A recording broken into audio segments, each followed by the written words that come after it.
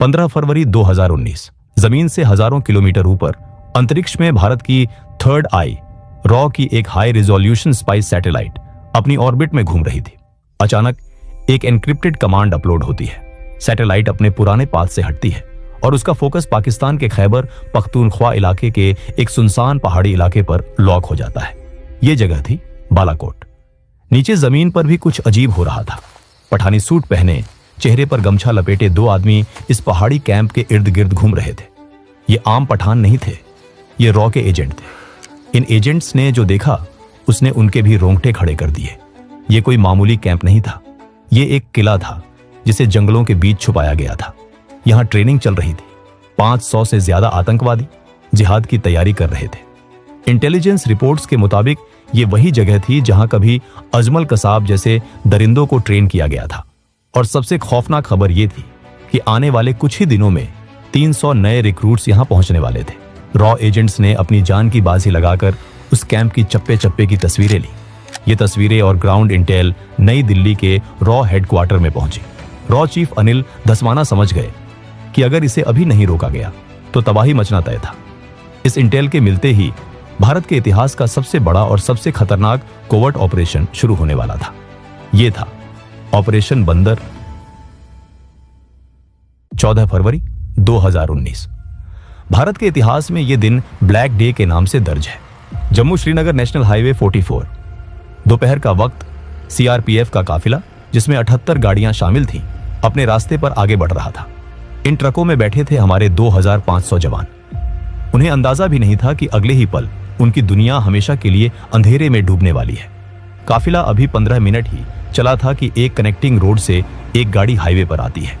यह गाड़ी नॉर्मल नहीं थी, इसमें 300 किलो RDX भरा हुआ था। सीआरपीएफ के ड्राइवर कुछ समझ पाते उससे पहले ही उस गाड़ी के ड्राइवर ने अपनी गाड़ी काफिले के एक बस से टकरा दी। एक तेज धमाका हुआ, इतना तेज कि कई किलोमीटर दूर तक जमीन हिल गई। आग का एक गुब्बारा आसमान में उठा और देखते ही देखते हमारे 40 बहादुर जवान वीर गति को प्राप्त हो गए। इस कायराना हमले की जिम्मेदारी ली पाकिस्तान में बैठे आतंकी संगठन जैश-ए-मोहम्मद ने। उसका लीडर मसूद अजहर, जो बहावलपुर में बैठकर भारत की तबाही के सपने देख रहा था, उसने सोचा था कि भारत हमेशा की तरह कड़ी निंदा करेगा, डोजियर देगा और चुप हो जाएगा। लेकिन वो भूल गया था कि ये 2019 का भारत है। वो भारत जो अब चुप नहीं बैठता, वो भारत जो घर में घुसकर मारता है। 19 फरवरी 2019 दिल्ली। पुलवामा हमले को 4 दिन बीत चुके थे। रॉ चीफ अनिल धस्माना सीधा प्रधानमंत्री नरेंद्र मोदी के रेजिडेंस पर पहुंचते हैं।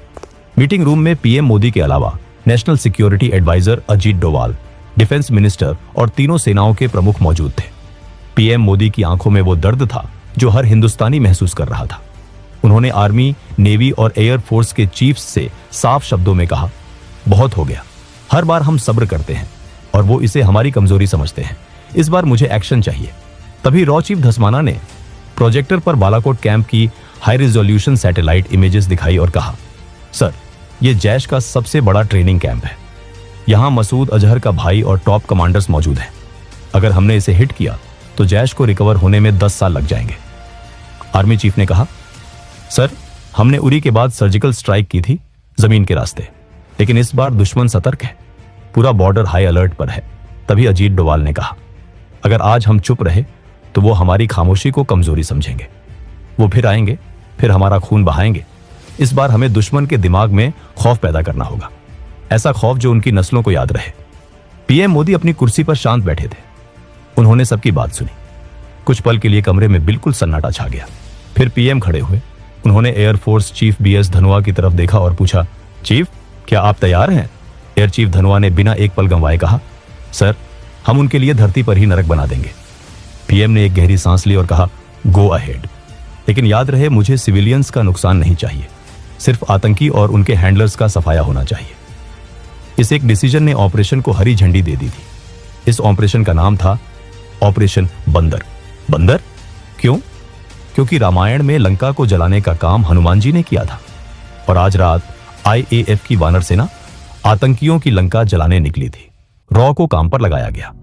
उन्हें ढूंढना था एक ऐसा टारगेट जो पाकिस्तान आर्मी का ना हो लेकिन आतंकियों का हो। एक ऐसा टारगेट जहां सिविलियंस ना मरे लेकिन टेरर का इंफ्रास्ट्रक्चर तबाह हो जाए। रॉ की इंटेलिजेंस फाइल से एक नाम निकल कर आया, जावा टॉप बालाकोट। खैबर पख्तूनख्वा के घने जंगलों में एक पहाड़ी के ऊपर जैश ए मोहम्मद का सबसे बड़ा ट्रेनिंग कैंप। वहां मसूद अजहर के भाई और टॉप कमांडर्स की मौजूदगी की खबर थी। यह LOC से 70 किलोमीटर दूर था। वहां तक पहुंचने का मतलब था पाकिस्तान के पूरे एयर डिफेंस सिस्टम को भेदना। पाकिस्तान को डर था कि भारत फिर से सर्जिकल स्ट्राइक करेगा, इसलिए उन्होंने अपनी पूरी फौज बॉर्डर पर लगा रखी थी। उन्हें सपने में भी अंदाजा नहीं था कि भारत इस बार जमीन से नहीं, आसमान से मौत बरसाएगा। प्लान सेट था, अब बारी थी एग्जीक्यूशन की। 20 से 24 फरवरी तक बेंगलोर में होने वाले एरो इंडिया शो को कैंसिल नहीं किया गया। दुनिया को दिखाने के लिए एयरफोर्स चीफ और बड़े ऑफिसर्स वहां पार्टियां अटेंड कर रहे थे, स्पीच दे रहे थे। मीडिया को लगा कि भारत शायद डिप्लोमेटिक प्रेशर बनाएगा, लेकिन असली एक्शन चल रहा था ग्वालियर एयरबेस पर। ग्वालियर में मिराज 2000 जेट्स का स्क्वाड्रन मौजूद था। अचानक ग्वालियर बेस को सील कर दिया गया। बहाना बनाया गया कि वहां कोई रूटीन इंस्पेक्शन है। पायलट्स को मोबाइल फोन यूज करने की मनाही थी। उन्हें अपनी फैमिलीज को भी बताने की इजाजत नहीं थी कि वो कहां जा रहे हैं। साथ ही कश्मीर और राजस्थान बॉर्डर पर IAF ने अपने जेट्स को लगातार उड़ाना शुरू कर दिया। रोज रात को जेट्स उड़ते, बॉर्डर के पास जाते और वापस आ जाते। ये एक साइकोलॉजिकल गेम था। पाकिस्तान के रडार ऑपरेटर्स रोज ये देखते और सोचते कि शायद ये नॉर्मल पेट्रोलिंग है। धीरे धीरे उनकी सतर्कता कम होने लगी। वो इस पैटर्न के आदी हो गए। ISI के एजेंट्स जो भारत में फैले हुए थे, वो भी कंफ्यूज थे। कोई सॉलिड इंटेल नहीं मिल रही थी। पायलट्स को क्रिस्टल मेज मिसाइल्स और स्पाइस 2000 बम्स के साथ ट्रेन किया गया। पायलट्स को क्रिस्टल मेज मिसाइल्स और स्पाइस 2000 बॉम्ब्स के साथ ट्रेन किया गया। स्पाइस 2000 एक ऐसा बॉम्ब जो बिल्डिंग की छत में छेद करता है, अंदर घुसता है और फिर फटता है, ताकि बाहर का ढांचा खड़ा रहे लेकिन अंदर सब कुछ राख हो जाए। 26 फरवरी 2019 रात के 3 बज रहे थे। मौसम खराब था, बादल घने थे और बारिश हो रही थी। एयरफोर्स चीफ धनुआ दिल्ली के वॉर रूम में बैठे थे। उनके मन में एक ही डर था, क्या मौसम की वजह से मिशन कैंसिल करना पड़ेगा? लेकिन किस्मत भी बहादुरों का साथ देती है। बारिश रुक गई और कमांड मिलती है, टेक ऑफ। सबसे पहले IAF ने कुछ जहाजों को बहावलपुर और लाहौर की तरफ भेजा। पाकिस्तानी रडार ऑपरेटर्स पैनिक में आ गए। उन्हें लगा इंडिया लाहौर पर अटैक करने वाला है। पाकिस्तान एयरफोर्स ने अपने जेट्स साउथ की तरफ भेज दिए। दुश्मन का ध्यान बढ़ते ही मिराज 2000 का मेन पैकेज चुपचाप नॉर्थ से हिमालयन वैलीज में नीचे उड़ते हुए बालाकोट की तरफ बढ़ा।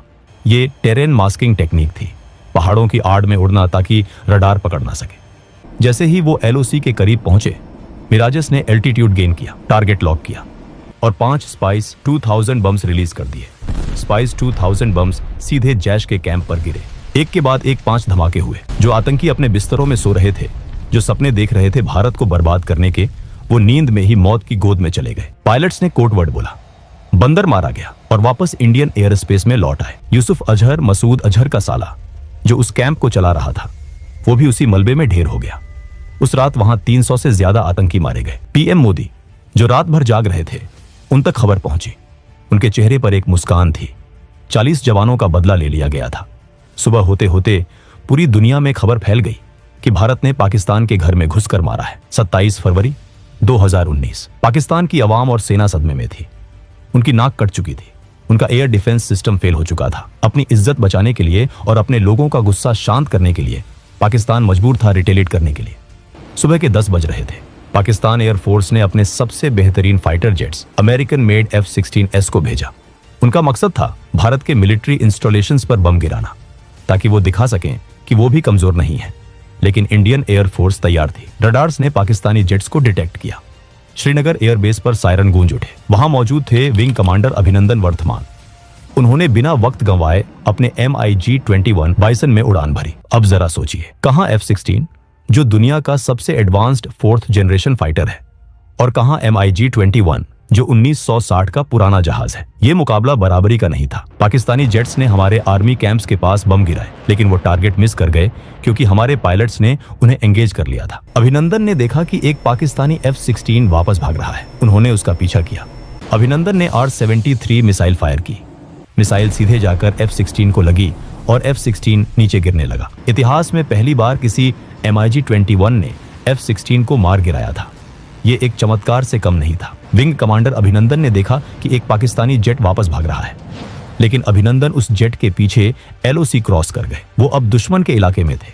वहां से एक पाकिस्तानी मिसाइल आई और अभिनंदन के जेट को हिट कर गई। अभिनंदन तुरंत इजेक्ट करते हैं। वो पैराशूट से नीचे उतरते हैं। जैसे ही अभिनंदन जमीन पर गिरे, उन्हें एहसास हो गया कि वो पाकिस्तान में है। गांव के लोग उनकी तरफ दौड़े, हाथ में पत्थर और डंडे लेकर। अभिनंदन घबराए नहीं। उन्होंने भागने की कोशिश नहीं की, ना ही गिड़गिड़ाए। उन्होंने अपनी पिस्टल निकाली, हवा में फायर किया ताकि भीड़ दूर रहे, और अपने पास मौजूद सीक्रेट डॉक्यूमेंट्स को चबाना शुरू कर दिया ताकि दुश्मन के हाथ कोई सेंसिटिव जानकारी ना लगे। कुछ ही देर में पाकिस्तानी आर्मी वहां पहुंच गई और उन्हें कैप्चर कर लिया। पाकिस्तानी आर्मी के ऑफिसर्स ने अभिनंदन से सवाल पूछे, तुम्हारा मिशन क्या था, कौन सा जेट उड़ा रहे थे? लेकिन अभिनंदन ने शान से जवाब दिया, I am not supposed to tell you that. वहीं नई दिल्ली में पीएम मोदी ने हाई लेवल मीटिंग बुलाई। उनका संदेश साफ था, हमें हमारा पायलट वापस चाहिए, बिना किसी शर्त के और तुरंत। रॉ चीफ और एनएसए डोवाल ने अपनी चैनल्स एक्टिवेट की। उस रात भारत ने अपनी 9 मिसाइल्स को पाकिस्तान की तरफ एम कर दिया था। पृथ्वी और Agni missiles ready to fire mode में थी। इंडियन इंटेलिजेंस ने आईएसआई चीफ को एक क्लियर मैसेज भेजा, अगर अभिनंदन को एक खरोंच भी आई तो हम पाकिस्तान का नक्शा बदल देंगे। ये मैसेज सुनते ही इस्लामाबाद में हाहाकार मच गया। पाकिस्तान के पार्लियामेंट में वहां के फॉरेन मिनिस्टर शाह महमूद कुरैशी के पांव कांप रहे थे। कुरैशी ने पार्लियामेंट में कहा, खुदा का वास्ता है, अभिनंदन को वापस भेज दो, वरना रात 9 बजे इंडिया अटैक कर देगा। 27 फरवरी की रात को US secretary of state Mike Pompeo को Indian foreign minister Sushma Swaraj का एक अर्जेंट कॉल आया। उन्होंने पोम्पियो से कहा, हमारे पास पक्की खबर है, पाकिस्तान अपनी न्यूक्लियर मिसाइल्स प्रिपेयर कर रहा है हमारे ऊपर हमला करने के लिए, और अगर उन्होंने ऐसा सोचा भी तो हम चुप नहीं बैठेंगे, हम भी तैयार हैं। अमेरिका, सऊदी अरब, यूएई सबने पाकिस्तान पर प्रेशर डाला कि सिचुएशन को ठंडा करो और पायलट को वापस करो। साथ ही साथ इंडिया ने अपना रुख साफ कर दिया था, अगर हमारे पायलट को एक खरोंच भी आई तो बालाकोट तो बस ट्रेलर था, पिक्चर अभी बाकी है। इंडिया ने अपने नेवी शिप्स को कराची की तरफ मूव करना शुरू कर दिया था। मोदी सरकार ने क्लियर कर दिया था, नो नेगोशिएशन, पायलट वापस चाहिए बिना शर्त के। प्रेशर काम कर गया। 28 फरवरी को पाकिस्तान के पीएम इमरान खान ने पार्लियामेंट में खड़े होकर अनाउंस किया कि वो पीस जेस्चर के तौर पर अभिनंदन को रिहा कर रहे हैं। सच्चाई ये थी कि ये पीस जेस्चर नहीं, बल्कि डर था भारत की ताकत का। 1 मार्च 2019, वाघा बॉर्डर, हजारों लोग तिरंगा लिए खड़े थे। शाम का वक्त था जब विंग कमांडर अभिनंदन ने वो गेट क्रॉस किया। उनकी मूंछों का स्टाइल एक नेशनल सिंबल बन गया था। हमने दुश्मन के घर में घुसकर मारा भी और अपने बंदे को सुरक्षित वापस भी ले आए। बालाकोट एयर स्ट्राइक सिर्फ एक मिलिट्री ऑपरेशन नहीं था, ये एक स्टेटमेंट था, एक डिक्लेरेशन था न्यू इंडिया का।